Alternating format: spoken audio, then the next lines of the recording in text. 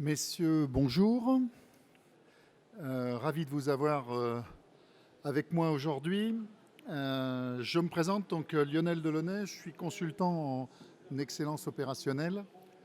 36 ans d'expérience dans l'industrie et aujourd'hui je suis là pour vous essayer de vous expliquer un petit peu comment la société Magic Software est capable de vous apporter une réponse pragmatique concernant l'industrie 4.0 pour tout ce qui est PME, PMI et industrie manufacturière.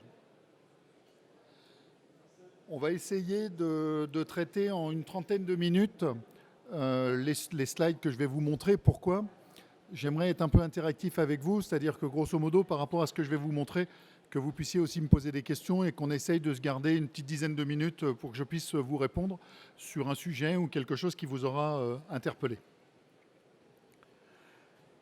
Je voulais vous faire juste 2-3 rappels concernant les défis de l'industrie face au digital. L'industrie du futur, c'est sûr que ça apporte des opportunités pour les entreprises, mais il y a quand même un certain nombre de choses qui sont à traiter et entre autres tout ce qui va tourner autour de la couche logicielle pour améliorer la chaîne de l'entreprise. Ce slide, il veut dire un certain nombre de choses, mais il ne veut pas dire grand-chose. Je voulais juste vous rappeler que malheureusement, une entreprise, c'est une addition de systèmes d'exploitation, de software divers et variés. Il y a une hétérogénéité des systèmes. Et quand vous êtes dans des industries, des PME, PMI qui grossissent, qui s'associent, qui rachètent d'autres sociétés, on se retrouve avec un monde qui est rapidement compliqué à gérer.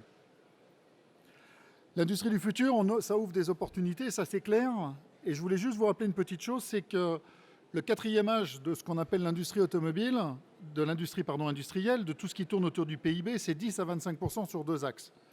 Alors ça, c'est très gentil, on parle de croissance, on parle de compétitivité. La croissance aujourd'hui, le nouveau business, la disruption, la diversité, le time to market, c'est grosso modo aujourd'hui ce que tous nos clients nous demandent. Ils nous disent tous, on a besoin aujourd'hui d'être meilleur, de mieux aborder le marché, d'être plus rapide, d'être plus agile. Par contre, paradoxalement, la réduction de coûts, l'automatisation de process, la simplification, beaucoup d'entreprises sont plutôt assez bien armées par rapport à ça. Il faut quand même se dire que l'industrie française, même si elle a quand même des machines qui aujourd'hui ont un âge moyen entre 16 et 19 ans, je ne sais pas si vous en étiez conscient, mais c'est le cas en France. Le parc machine, c'est entre 16 et 19 ans. Okay ? Donc l'arrivée du digital dans ce monde-là peut poser des problèmes de connectivité, etc. Beaucoup de gens pensaient que l'industrie du futur allait nous permettre justement d'actionner sur les réductions de coûts, l'automatisation de process. Or aujourd'hui, j'interroge régulièrement des chefs d'entreprise. Les chefs d'entreprise me disent mon time to market, mon business model, comment je vais être meilleur, comment j'adresse mieux mes clients. Et pour ça, il va falloir aborder cette transformation digitale. Et lorsqu'on a une PME, PMI, mais même une ETI, vous pouvez remarquer que vous allez avoir l'usine, les SI, le développement des équipes et le business model. On va tous se concentrer sur l'usine, la supply chain, on va tous être à fond sur les SI, l'intégration, le RP, les process, etc. On va travailler sur le business model en se disant mais demain, qu'est-ce que je vends ? Est-ce que je vends une machine ? Est-ce que je vends un usage de la machine ? C'est quoi le business model de demain ? Parce que ne l'oubliez pas, je ne sais pas dans quel monde vous êtes tous devant moi, mais lorsque l'on vend des machines aujourd'hui, la marge que l'on dégage sur la fabrication de la machine est de plus en plus faible. Et donc, il faut essayer de trouver un business model qui fasse qu'on puisse vendre des services pour dégager de l'EBIT. Par contre, il y a un point qui est souvent laissé de côté, c'est le développement des équipes. Et si j'ai un message à vous faire passer, c'est que plus on sera agile sur la partie software, moins on prendra de ressources dans les entreprises et plus on permettra aux équipes d'adopter le système que vous êtes en train de déployer. Les opportunités, il peut y en avoir plein. Le digital, c'est quoi ? Ça peut être le zéro papier, ça peut être exploiter des données, ça peut être simplifier des tâches, ça peut être tout ce que vous voyez à l'écran. Par contre, les décisions d'investissement, elles doivent rester pragmatiques et répondre aux mêmes arbitrages que lorsque j'achète une machine ou un bien industriel. C'est-à-dire qu'on ne va pas, entre guillemets, aller dépenser plus ou de façon immodérée pour la transformation digitale et les systèmes d'information par rapport à ce qu'on ferait dans le monde industriel pour équiper et mieux produire. La couche logicielle, qu'est-ce qu'elle permet d'améliorer ? Elle permet d'améliorer, bien sûr, toute la partie chaîne de l'entreprise. Quand on parle de continuité de bout en bout et qui facilite le décloisonnement, nos entreprises sont toutes silotées. Siloté, ça veut dire quoi? On a un bureau d'études, on a de l'ERP, on a des systèmes d'information, on a le manufacturing, on a le lean manufacturing, on a le service après-vente, tout est cloisonné. Ce sont des silos et on vit en permanence avec les silos. La grande difficulté qu'on va avoir, c'est comment je fais sauter et exploser ces silos avec une continuité de bout en bout. On a besoin de capitaliser le savoir-faire. Ça paraît pas, mais aujourd'hui, quand vous perdez un compagnon dans une unité de production qui a travaillé pendant des années et des années, la transformation digitale, c'est aussi comment je récupère de la donnée, comment cette donnée, je comprends mieux ce qui se passe. Je vous donne un exemple concret. Je fais de la plasturgie. Je vois à l'œil qu'une pièce qui vient de sortir de la presse à injecter, elle est légèrement marbrée. Le vieux de la vieille, lui, il sait que s'il modifie de 0,3 degrés la température de la partie presse, il n'aura plus le marbrage. Ça, comment on capitalise cette information? Comment on fait que demain, digitalement, on est capable de la traiter? Eh bien, il va falloir modéliser les flux d'informations, ça fait partie du métier. Ça veut dire qu'on va avoir une structure nécessaire pour collecter ces informations. Mais pour ça, il faut accompagner le changement auprès des hommes, très clairement, et il faut devenir une réalité opérationnelle. Donc Magic Software a eu une très bonne idée de se dire, on va essayer de lancer une plateforme d'approche logicielle qui s'appelle Magic Factory AI, qui va se baser sur les défis des manufacturiers, mais qui va aussi utiliser 30 ans d'anticipation technologique. Magic est une société qui a 30 ans. Je vais vous dire ce qu'on fait, puis je vais vous dire aussi un petit peu les chiffres de Magic Software. Les défis, c'est quoi les défis? Les défis, c'est pas compliqué, il y a un constat. Le constat parc industriel existant, en moyenne entre 17 et 19 ans l'âge des machines. Des systèmes peu évolutifs et propriétaires. J'achète une machine, une fonction machine, elle a souvent un système propriétaire, un automate propriétaire. On n'est pas sur des systèmes de communication ouverts, on est emmerdé à tous les niveaux. Un besoin de savoir-faire technologique. On se dit, si j'ai un savoir-faire technologique, je suis champion du monde. Malheureusement, ça ne suffit pas. Et puis, le constat, c'est, vous allez venir me voir, Magic, avec votre idée, mais comment je mesure, moi, le ROI et la valeur métier? Parce qu'un des freins de la transformation digitale, c'est qu'aujourd'hui, je vais pouvoir vous aider tout de suite en mesurant ce que vous n'allez plus perdre, mais de là à vous expliquer ce que vous allez gagner, il va falloir quand même qu'il y ait une transition. Je vois qu'il y a des gens qui sourient dans la salle, donc il va y avoir quand même une certaine transition à gérer.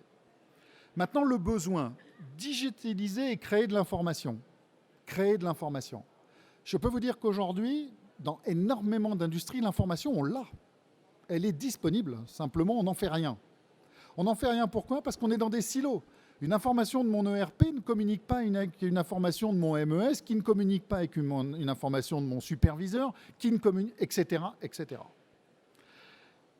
Connectivité de toutes les sources de données, c'est super, mais elle est expliquée à SAP que vous voulez vous connecter de façon native dans SAP pour échanger une donnée d'SAP avec un MES ou même un superviseur sur une machine pour faire de la réconciliation des données, pour exploiter la donnée et qu'elle vous serve au quotidien, c'est compliqué.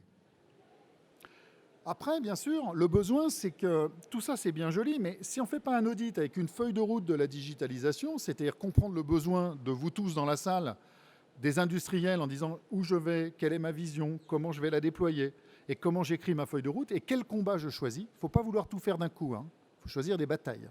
D'accord? Sinon, c'est l'échec. Et puis à la fin, il faut quand même visualiser les bons indicateurs de performance à chaque étape. Alors un indicateur de performance, il y a plein de choses, mais je vais vous expliquer ça un petit peu après. Donc nous, Magic Software, qu'est-ce qu'on s'est dit? On s'est dit, on a un écosystème Magic pour l'industrie 4.0. Et c'est quoi? Magic, c'est le cœur. Le cœur, il est là pour alimenter, accessoirement, le cœur c'est une pompe, et on alimente avec des valves et on alimente un certain nombre de choses. Ce que je vous montre ici à l'écran, c'est qu'aujourd'hui, la solution Magic Software permet de se connecter avec tout l'univers qui existe dans notre monde de façon extrêmement innovante. Magic Software, ça a 30 ans, donc ce n'est pas d'hier.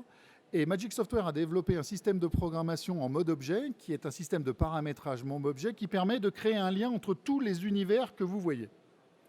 Ce lien entre tous les univers, vous pouvez remarquer qu'on voit SAP, natif SAP, Magic, c'est-à-dire Magic est vu comme une application SAP, ce qui veut dire que derrière, on peut lire, on peut écrire, on peut échanger avec SAP, sans être obligé d'aller demander des droits à SAP. Ça paraît basique, mais c'est loin d'être évident pour les gens qui l'ont déjà essayé de le faire.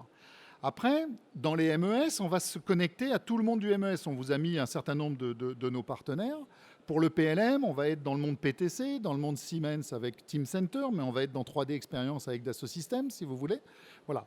Donc tout ça, Magic est au cœur de ça et se connecte dans tout ce monde-là pour préparer l'industrie 4.0. 30 ans d'anticipation technologique. Magic, c'est basé sur du métamodèle et des applications, une urbanisation du système d'information et focus industrie. Donc nous, aujourd'hui, on développe, on est multiplateforme, on intègre tout ce qui est données et processus, et on va vers l'usine connectée, parce que ne l'oublions pas, on parle d'IoT, enfin moi je ne veux pas parler d'IoT, on parle d'IoT, Industrial Internet of Things. L'IoT, c'est la montre connectée, hein, c'est votre thermostat à la maison hein, qui est connecté et qui vous dit attention, je rentre à la maison, je vais gagner 2 degrés. Hein. Ça ne fait rien gagner du tout, hein, je vous le dis tout de suite, mais c'est marrant, au niveau marketing, c'est mignon quoi. Mais nous, dans l'industrie, l'objectif, ce n'est pas d'être mignon, hein, c'est d'avoir des choses concrètes. Donc, pour créer l'industrie 4.0, le besoin est simple. On a besoin de connecter, on a besoin de visualiser et on a besoin d'intégrer. Ça veut dire qu'à un moment donné, il faut activer des informations en créant des liens. Et je le redis depuis ce que je vous dis depuis tout à l'heure, nous sommes dans un monde hétérogène. Alors, je ne sais pas si dans la salle, il y a des gens qui sont multisites et qui sont multisites ou multi-acquisitions. Une entreprise, on l'achète, après on la revend par exemple. C'est le cas aujourd'hui, vous le voyez dans l'agroalimentaire, des gens qui se séparent de leur pôle laitier et puis qui reprennent un pôle boulangerie, etc. Ça veut dire qu'à chaque fois que vous avez une entrée, une sortie, se pose le même problème. Un nouvel ERP, un nouveau système d'information. Comment je fais pour gérer ce monde hétérogène pour faire que les silos explosent? Et là, ça veut dire qu'il faut valoriser et il faut optimiser les opérations. Factorial, c'est quoi globalement? C'est assez simple. On collecte, on gère, c'est ce que vous voyez sur la partie écran, avec un monde, le CRM, le RP, le PLM. C'est une autre façon de voir le slide que je vous ai présenté avec toutes les grandes marques autour. Et puis, on va intégrer. Et surtout, ce qui est important, c'est que derrière, vous allez avoir 3 choses. Vous allez analyser et visualiser, vous allez actionner et optimiser, et vous allez être capable, bien sûr, de porter cette plateforme sur iPhone, iPad, etc. Alors ça, c'est bien, on dirait presque le Père Noël. Alors, remarquez, on est à 5 semaines de Noël, donc c'est plutôt sympa. Sauf qu'il y a une vraie réalité derrière qui était de se dire, il faut rendre des choses simples. Magic Software, je vous donne maintenant un peu d'informations très rapides sur l'entreprise. C'est grosso modo 24 offices, enfin au bureau dans le monde. C'est plus de 2000 personnes, plus de 50 pays, 285 millions de dollars de chiffre d'affaires, une croissance de 29%. Et bien sûr des partenaires. Donc Magic Software, c'est quand même 30 ans d'existence et c'est sincèrement l'inventeur du connecteur intelligent et qui travaille sur les métadonnées.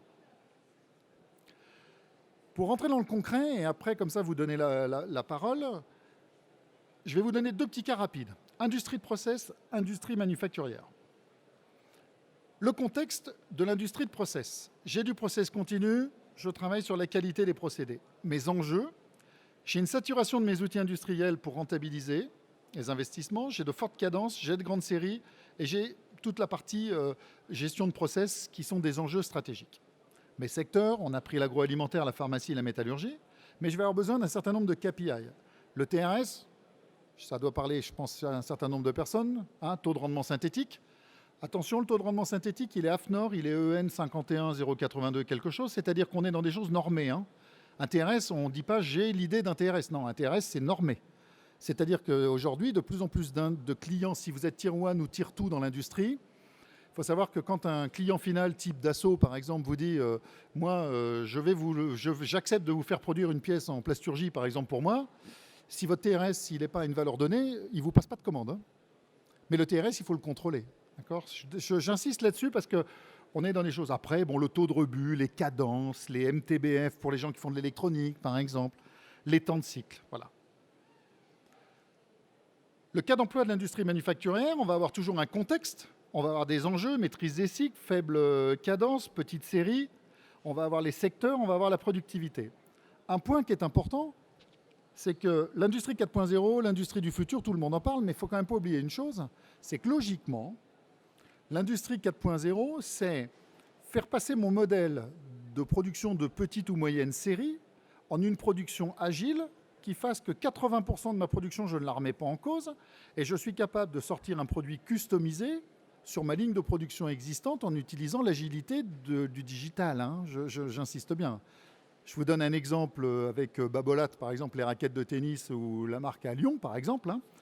L'idée, c'est de se dire comment je peux avoir une raquette customisée pour me faire croire que je m'appelle Nadal, avec un capteur intelligent à l'intérieur, mais par contre, je ne veux pas une ligne de production pour un produit qui est un produit de niche, à forte valeur ajoutée, donc il va falloir à un moment donné que je puisse le faire rentrer dans ma ligne de grande série. C'est de l'industrie du futur. C'est de l'agilité, de la production à façon sur une ligne de série. D'accord ? Donc nous, aujourd'hui, ce qu'on propose, Magic, c'est de se dire, si on veut aller au bout, il faut arrêter les phases où vous faites appel à un cabinet de consultants qui va vous prendre entre 40 000 et 70 000 euros pour faire un constat de ce que vous savez déjà, j'insiste bien là-dessus, qui vous aide et qui vous aide à vous reposer les bonnes questions, ça a du sens, qui va vous donner des choses qui ont du sens, mais qui en aucun cas ne va vous aider à écrire une feuille de route qui vous apportera un résultat concret dans votre usine dans les 60 jours. Ça n'existe pas. Et pourquoi ça n'existe pas ? Parce que quelque part, ce n'est pas le rôle du consultant de faire ça. Le rôle du consultant, il a un rôle essentiel qui est de vous aider, de vous ouvrir l'esprit, de regarder, de comprendre, de vous aider. Mais ce n'est pas son job d'apporter la solution et de choisir les outils. Donc nous, Magic, qu'est-ce qu'on s'est dit ? On s'est dit déjà, on va travailler sur un projet de déploiement de 60 jours chez le client. Et en 60 jours, il va y avoir 3 grandes phases. On va avoir bien sûr un diagnostic 4.0.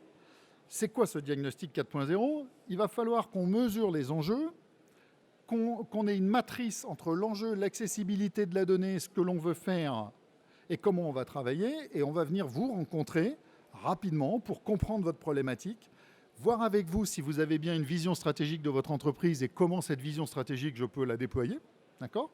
Et puis, on va déterminer ensemble, sous forme de... On va choisir un pilote et on va faire une synthèse de cette approche de comprendre qui vous êtes, comment vous voulez le faire. Et ça, grosso modo, c'est le début de la partie. On est sur les premiers 20 jours, on y travaille avec vous, etc. Et ensuite, très important, on va passer au POC. Alors le POC, j'aime pas le mot, c'est la Proof of Concept. Bon, moi, ça me fait un peu rigoler parce que la Proof of Concept, c'est souvent, je vous prouve que globalement, je vais pouvoir le faire, mais je ne le fais pas. Et des POC dans les usines, il faut savoir qu'il y en a quand même à peu près plus de 10 000 qui tournent des POC en France et qui ne se traduisent jamais par quelque chose d'exploitable. Des POC ouverts dans les entreprises, j'en ai tous les jours. Donc, on utilise le mot POC parce que ça se comprend par tout le monde, mais ce qu'il faut se dire, c'est plutôt le secteur du pilote. Et qu'est-ce qu'on va faire ? On va venir avec la technologie Magic pour collecter des données, on va travailler sur l'exploitation des pistes d'amélioration, on va regarder tout ce qui peut être gain, on va regarder tout ce qui va être comment on forme les pilotes sur les lignes à l'usage, parce que c'est important aussi d'emmener le personnel avec soi, et on va accompagner tous les points, qualité, etc. Et à la fin des 60 jours, il y aura l'intégration des outils avec le SI existant, c'est ce que vous avez vu dans mon slide où je vous montre que dans le monde Magic, on se connecte à tout le monde, d'accord ? On va généraliser l'ensemble des indicateurs et on va avoir un plan de déploiement sur l'ensemble des sites avec un plan de formation des managers, un suivi des actions et un bilan. Ça veut dire qu'au bout de 60 jours, vous avez une plateforme qui prend de la donnée, analyse de la donnée, vous donne les KPI qui sont les KPI importants, va vous apporter une première vision concrète d'une première étape vers le digital. Mais il y a du concret, hein. Au bout de 60 jours, vous avez des livrables avec des choses connectées, une usine connectée avec des choses connectées. En conclusion, avant que je vous passe la parole pour les questions, il y a 3 sujets importants. Déjà, ne l'oubliez pas, le 4.0, c'est la convergence de l'IT et de l'OT. C'est-à-dire qu'aujourd'hui, le monde de l'informatique industrielle et le monde de l'IT sont en train de fusionner. Fusionner, ça veut dire quoi ? Ça veut dire qu'aujourd'hui, on entend plein de mots, le deep learning, le machine learning, le machine to machine, on entend beaucoup de choses. L'avenir de demain, c'est que vous avez des couches d'automatisation qui vont totalement disparaître dans l'industrie. Les machines sont capables de parler entre elles aujourd'hui. Elles sont capables, grâce à un certain nombre de choses, comme le edge computing, donc on prend de l'information filtrée à la source sur la machine, grâce à des processeurs intégrés dans les machines. Les automates sont capables aujourd'hui de dialoguer entre eux sans être obligés de remonter vers un automate de centralisation, sans être obligés de remonter vers un logiciel de MES. Et pour revenir, maintenant, les machines, elles arrivent à discuter entre elles. Mais ça veut dire quoi ? Ça veut dire que moi, si je travaille avec un ERP, que je lance une fabrication, que j'envoie un ordre de fabrication avec une gamme de fabrication, elle arrive où, ma gamme de fabrication ? Elle arrive bien sur une machine, quelque part. Et là, il va falloir à un moment donné que les mondes viennent se rejoindre. Et là où la plateforme Magic Software est intéressante, c'est qu'on peut, grâce à un paramétrage objet, on est dans du paramétrage, on n'est pas en train de cracher du code comme une ESN en informatique. Hein. On va chercher des liens en disant, je prends la fonction de mon ERP, je prends la fonction de l'IoT de ma machine, je link les deux ensemble, je crée ces liens et je détermine ce que j'attends du lien entre les deux machines et si je donne un ordre d'exécution. Et on est en paramétrage, j'insiste bien là-dessus. Donc, connecter la production, c'est ce que je viens de vous dire. Synchroniser le SI et les opérations, c'est ce que je viens de vous décrire rapidement. Mais après, il y a aussi toute la partie écosystème du projet. Il faut une feuille de route, il faut une méthodologie et il faut du conseil avec les métiers. C'est-à-dire que nous, aujourd'hui, moi, vous l'avez bien compris, mon rôle, c'est d'expert opérationnel. Donc moi, mon job, avec Magic, c'est par rapport aux industriels. Ça fait 36 ans que je traîne dans les usines, donc accessoirement, au bout d'un moment, voilà. Je ne suis pas consultant, moi je suis chef d'entreprise, c'est pas du tout pareil. Et donc aujourd'hui, je mets à disposition de mes futurs clients le fait que j'ai un peu d'expérience en automobile, en aéronautique, en agroalimentaire, dans différents domaines. Et donc, on regarde comment on met en place cette expertise chez le client. Et puis, c'est quoi l'objectif ? Très clairement, il faut accélérer le projet parce que un POC, il ne faut pas que ça dure 2 ans et demi. Il faut quand même que ça se traduise par du résultat. Et puis, réduire le time to market, ça c'est hyper important. Aujourd'hui, on a un très très bon exemple avec PSA. Quand M. Tavares est arrivé à la tête de PSA, on lui a dit « Vous allez faire quoi chez PSA puisque vous venez de chez Renault ?» La première chose qu'il a dit, c'est le produit, le produit, le produit. Et il a dit au directeur industriel, je vais vous le dire pas avec les mots qu'il a dit, mais je vais vous le traduire gentiment parce que j'ai des femmes dans l'Assemblée. Il a dit, grosso modo, votre usine de production, c'est très gentil, faites-moi la plus belle usine du monde, mais s'il n'y a pas une seule voiture à produire dedans parce qu'on ne les vend pas, ça ne sert à rien. Donc, le produit, le produit, le produit. Ça veut dire time to market, il faut réduire de 10 mois la durée de sortie du produit. Il faut un produit moderne, il faut un produit qui plaise. Donc, ça veut dire on concentre tous les efforts de l'entreprise et puis, petit à petit, on va travailler sur l'intégration de l'usine et l'amélioration, le lean manufacturing, etc. Ça, c'est l'étape 2020, 2021, 2022. PSA travaille sur des nouveaux standards de communication au PCU1 pour ne plus être lié à des propriétaires Siemens, Rockwell, Schneider, par exemple, dans l'industrie. Mais c'est la deuxième étape. Parce qu'aujourd'hui, les usines, elles sont full. Sochaux a sorti 550 000 voitures l'année dernière. C'est la plus grosse production d'Europe pour la taille de l'usine. Hein. Ça fait quand même 1700 et quelques voitures par jour, quand même. Hein. D'accord ? Et il s'est vendu 86 500 Peugeot 3008 l'année dernière en France. La réussite, c'est quoi ? C'est que les voitures, elles ont un niveau de qualité qui est élevé, mais le niveau de qualité, il a été pris à la source. Il a été pris à la source chez les sous-traitants, il a été pris à la source dans la définition du design du produit, et maintenant, ils vont travailler sur l'usine du futur. Et l'usine du futur, c'est quoi ? C'est la pénibilité au travail, c'est pareil, hyper important, c'est-à-dire la cobotics, travailler sur la diminution de tout un tas de choses, et ça, c'est l'étape d'après. Voilà. Concernant le pitch, j'ai fini, il est 14h20. Et pour résumer ce que je viens de vous dire, l'approche qu'on a est une approche extrêmement pragmatique. C'est-à-dire que nous sommes une société qui a 30 ans, qui connecte tout ce monde les uns avec les autres, qui fait sauter les silos, d'accord, et qui amène une possibilité de comprendre ce qui se passe dans votre factory, high, donc avec vos yeux, de comprendre ce qui se passe de façon très rapide et dans un délai à peu près de 60 jours. Ça, c'est l'engagement de l'entreprise quand on va travailler avec vous, si vous pouvez, demain, entre guillemets, être un client de l'entreprise. Voilà. Alors, si vous avez des questions, qui aurait des questions à poser par rapport à général, hein, ça peut être sur l'industrie 4.0, sur Magic, qu'est-ce que vous avez comme question ? S'il y a des questions plus précises sur Magic, il y a Stéphane qui est là. Nous avons notre stand qui est juste là si vous avez des questions. Si vous avez d'autres questions, levez la main, je vous donne le micro ici présent.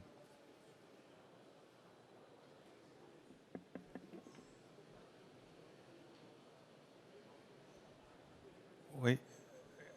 Quand vous connectez des systèmes d'information, vous avez parlé de SAP, vous avez parlé des différents, le MES, le RP, etc. On arrive à un système global composé de différents éléments, mais on est quand même prisonnier de la politique de montée de version des éditeurs. Et votre système, voilà. Et ce qui se passe, c'est que vous avez établi une connexion technique à un moment donné, mais la version de SAP avec laquelle vous avez fait, elle va changer. Et il va falloir se reposer la question de, mais la connexion que j'ai créée, est-ce qu'elle doit évoluer et comment j'assure le fait qu'entre une brique du système et la brique qui a évolué, tout ça, ça continue à fonctionner. Plus vous avez de composants dans le système, plus vous avez d'éditeurs, plus vous avez monté de version, et plus c'est cher pour maintenir votre système dans le temps. Alors j'ai une bonne nouvelle. Quand j'ai rencontré Magic il y a maintenant un petit peu plus d'1 an, Stéphane qui est un des responsables de Magic qui est là, c'était la question que je m'étais posée en me disant, parce que moi dans le monde d'où je viens, dans le monde de l'industrie, c'était un connecteur pour une version de firmware. Donc je réponds à votre question.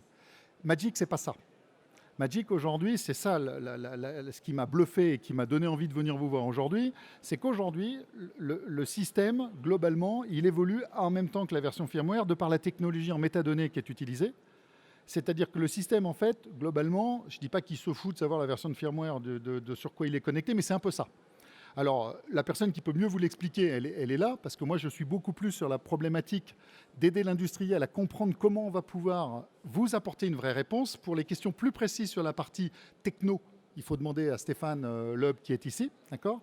Mais c'est ce qui a été ma grande surprise. C'est-à-dire, moi, je viens d'un monde, je suis directeur général d'une entreprise, je viens d'un monde où, justement, je développais un connecteur PLM, un connecteur ERP, un connecteur.